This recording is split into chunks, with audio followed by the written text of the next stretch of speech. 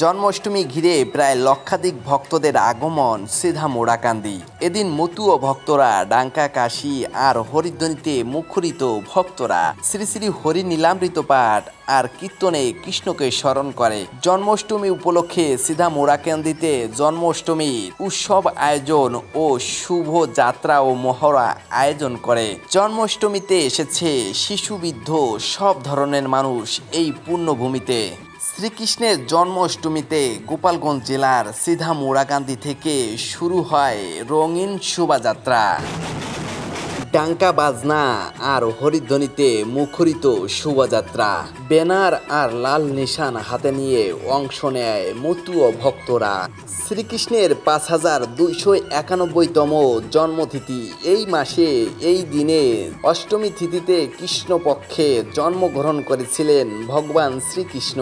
সেই বিশ্বাস অনুযায়ী মতু ও ভক্তরা নানান আয়োজনের মধ্য দিয়ে পালন করে এই দিনটি।